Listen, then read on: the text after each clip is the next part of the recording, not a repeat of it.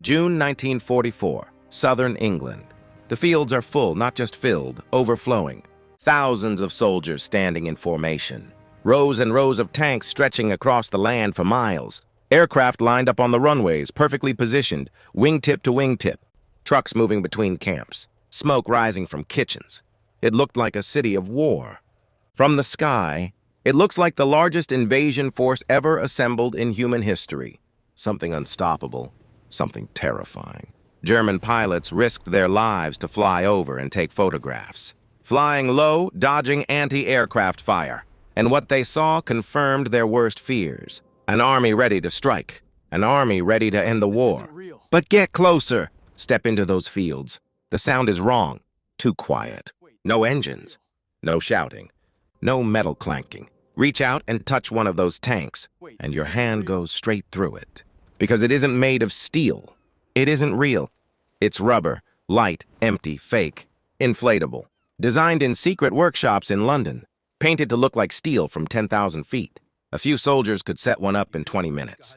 And in that moment, everything changes. Because this is not an army, not a real one. This is a weapon built to deceive, a weapon designed for one purpose, to fool Adolf Hitler. And for 7 long weeks, he believed it.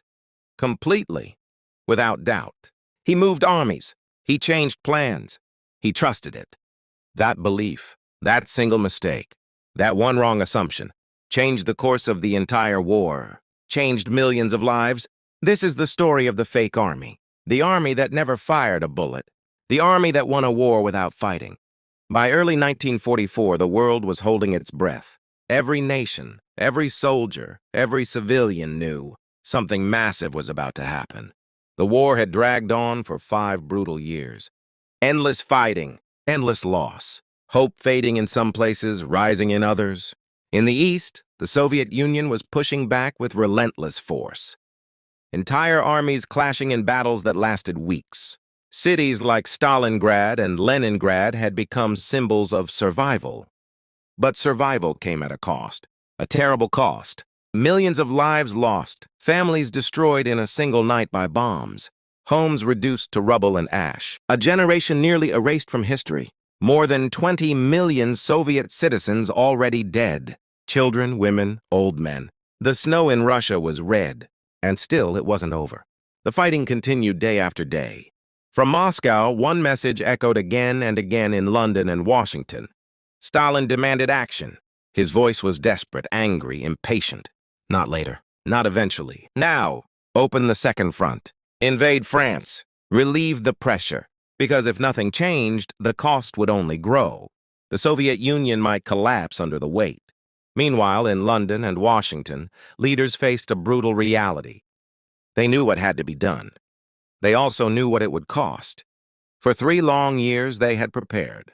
North Africa had been secured after bitter fighting in the desert heat. Italy had been invaded, pushing slowly upward through mountains and rivers. But none of that would end the war. None of it would stop Hitler. Everyone understood the truth. The war would be decided in France, on the beaches of Normandy, and that decision would come at a single moment, a single operation, a single day. If that day failed, the consequences would be catastrophic. Tens of thousands dead within hours, ships destroyed before reaching shore, entire divisions wiped out before gaining ground. The beaches would become graveyards, and the war would continue for years. Millions more would die. So the Allies began preparing for something unprecedented, something the world had never seen before. Thousands of ships gathered in secret harbors along the English coast. Massive fleets assembled piece by piece under blackout conditions. Engineers worked day and night without rest. Weapons were produced at incredible speed. Vehicles transported across countries in secret convoys. Everything moved with one goal: preparation, victory. But there was a problem, a massive problem. The Germans were not blind. They were waiting. The Atlantic Wall stretched across Europe like a steel barrier. Nearly 2,000 miles of defense from Norway to Spain, built with slave labor, concrete poured 24 hours a day by prisoners, bunkers embedded into cliffs that could survive direct bomb hits, machine guns positioned with deadly precision, every angle calculated by engineers, every approach covered by overlapping fire. artillery hidden and protected in deep caves, guns that could fire 20 miles out to sea, spotters watching through binoculars day and night. The beaches were traps, designed to kill. The sand itself was dangerous, mines buried beneath the surface waiting for a footstep, explosives hidden underwater to blow up landing craft, steel obstacles placed to rip open boat hulls, Czech hedgehogs, Belgian gates, all designed to stop tanks. Even the tides were considered. Rommel studied them for months, every detail designed to kill. If the Allies landed in the wrong place, it would be over in hours. And if German reinforcements arrived quickly, if the panzer divisions rolled in, it would end before it even began. The generals in Berlin were confident. They believed no army could survive this wall. So the Allies realized something critical, something that would save thousands of lives. They didn't just need power. They didn't just need more ships. They needed deception. They needed to control what Hitler believed. Because Hitler was not just a commander, he was a decision maker. The final word. No one could move without his approval. And every decision he made would shape the battlefield. If they could control his decisions, if they could make him look the wrong way, they could control the war. And so, Operation Fortitude was created. Not just a plan, a masterpiece of deception, the greatest lie in military history. At its center, an army that didn't exist. The first U.S. Army group, FUSAG. On paper, it was enormous. Over 1 million men, thousands of tanks, thousands of aircraft, artillery, supply lines, hospitals, a force too large to ignore, too powerful to dismiss, and leading it. The perfect choice, the man the Germans feared most, General George S. Patton, known for his aggression, his boldness, his ability to strike fast and hard, his speeches about blood and victory. To German intelligence, it was obvious. If this invasion was real, if this was the main attack, Patton would lead it. So the Allies built a story and made sure the enemy believed it. Across southern England, entire fake bases were constructed. From a distance, they looked real. From 10,000 feet, perfect. Up close, they were nothing. Inflatable tanks made of rubber, light enough to be moved by a few men in minutes. When the wind blew, they wobbled.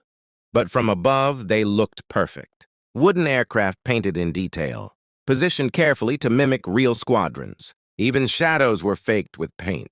Fake vehicles lined up in perfect rows. Empty shells. No engines. No fuel. Just plywood and paint. Even fake soldiers were simulated through movement patterns. Dummies that moved on wires. Lights that turned on and off at night. Everything was designed for one purpose. To be seen. To be photographed. German spy planes flew overhead daily, cameras capturing images, analysts studying every detail in Berlin, and everything they saw confirmed the lie. But the Allies went further. They didn't just build an illusion. They built behavior, fake routines, fake schedules. Lights turned on at night in barracks. Vehicles moved during the day, leaving tracks. Tracks pressed into mud by real jeeps. Footprints scattered across camps. It felt alive. It felt real. Then came communication, the most important part. Radio operators worked constantly, sending signals.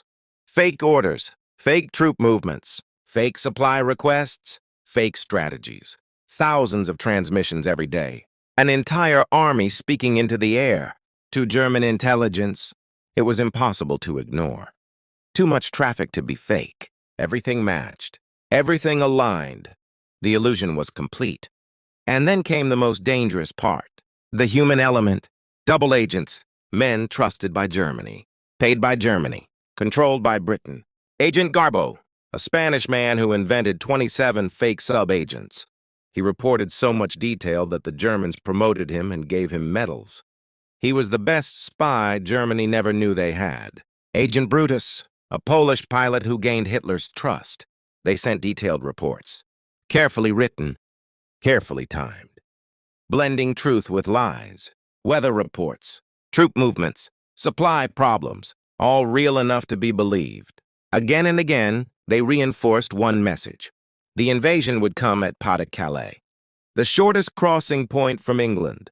Only 20 miles, strategically perfect, logically undeniable. The obvious choice.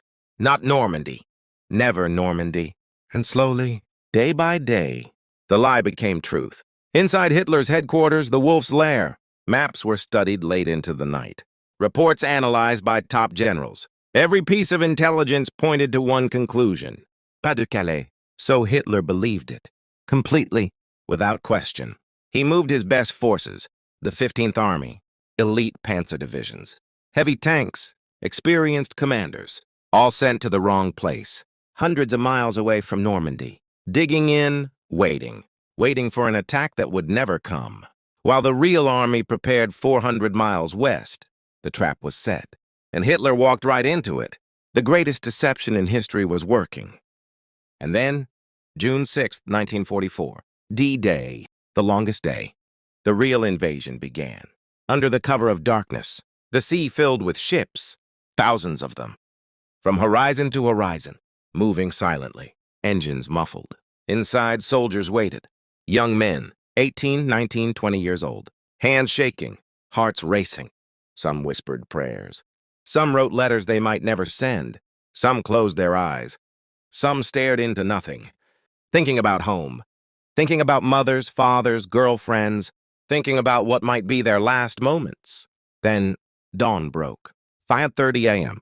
The coastline appeared through the mist. Utah, Omaha, gold, Juneau, sword. The ramps dropped with a metallic crash, and chaos exploded. Gunfire tore through the air like rain. Explosions shook the ground and water. Men fell instantly before even touching sand. At Omaha Beach, it was devastating. Machine guns cutting through soldiers like a scythe. Mortars raining down from the cliffs. The water turning red. Bodies everywhere. Wounded men drowning in shallow water. For a moment, it looked like failure. Like the invasion would collapse. Like thousands would die for nothing. But something changed. Something broke through the fear. They kept moving. Forward, no matter the cost. Through fear, through pain, through death. Climbing over obstacles, dragging wounded comrades, fighting for every inch of sand. And far away, in his headquarters, Hitler waited. He believed this was not the main attack, just a distraction, a feint. The real invasion was still coming. At Pas de Calais, in a few days, so he delayed. He refused to send reinforcements. He ignored his generals begging him. He trusted the illusion. And that delay, that one decision, changed everything. Hours passed. Critical hours. The most important hours of the war. Reinforcements never came. The panzer divisions sat idle. And those hours were enough. Enough for the Allies to survive the first day. Enough to push off the beach. Enough to win a foothold. By the time the truth became clear, by the time Hitler realized it was too late, German forces finally moved. But the Allies had already secured the beaches, already moving inland, already changing the course of the war. France began to fall. City by city, town by town, the German defense weakened. The war turned. The end began, all because of something that never existed. No real army, no real tanks, no real soldiers, just an idea, a story, a perfectly crafted illusion. And sometimes, that is all it takes. Because war is not just about weapons, not just about steel and gunpowder. It is about belief, about what people think is real. And in 1944, belief defeated reality. A lie helped win the war, saved millions of lives. The fake army, the army that never fought, the army that won,